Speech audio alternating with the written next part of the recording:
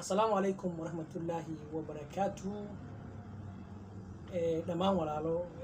muuqaalkun fiirsada hayaan runtii muuqaalkun madii aan aragay hatana wadankii aan ogaadi su'aal yaa qalbiga ka dhigay in wadan Afrika kiyaala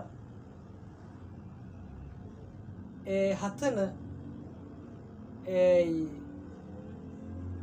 East Africa kiyaala hatana nololis iyo qaab dhismeed wadooyinkii jidkii sanagadan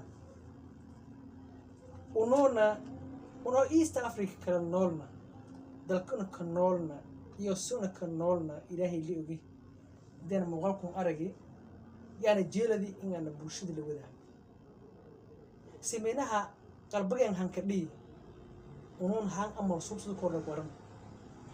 mana okirinta inuu isgarabsana iswalaalana qalbigan saafin iska weelna warkan okirinta male muddo kooban ku baad dalkun ama dhista kordha meel isgoos awu sida muuqaalka ku aragay meel isgoos awu lanka muuqaalka qaadahay ama tuuminaha muuqaalkaas duubahay lan meel isgoos surun hatin meel kor saaran daba kaanga saaran jidadka isgooskaas in iska kooyanga kaamiraha ka qobadahay si faylan fiiri jidku jidka lama saddex jidad badan meeshan taan iska kooyanga tan marka walaalaha Soomaaliyeed milkiisa is roogdan maysan laha isgalan qobsanay iswalaalanay minaasi una hormar andeerna geeka minaha dadka dhiban si kasto ay dhibin hadii nibad kooyta walaalnimada ismooji horumaradu oo kala diiri korno marka dhamaan fiirsiyaalka muuqaalkun may balena qiyaas wadankiisa iyo laakiin sheegay East Africa oo kale East Africa may wadanka kooban adiba dareemo korta marka wadankiisa iyo nahsheeg qeybta commentiga yaa ka sheegay korta dhamaan walaalaha may baan lahaa hadii adan igu subto channelka iyo page-ka subscribe iyo follow de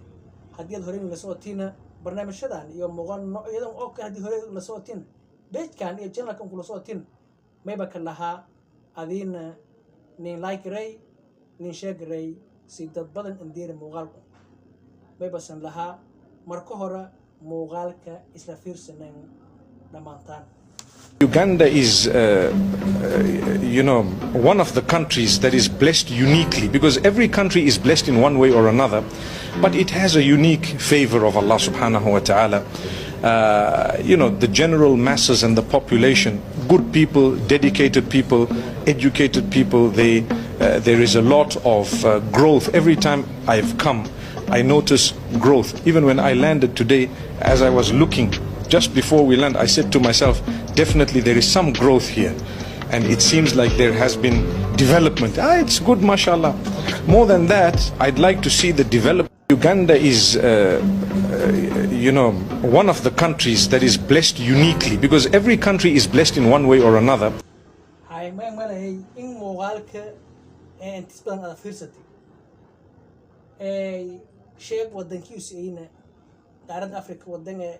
ودن قارد أفريقيا كيالا يا كوميدي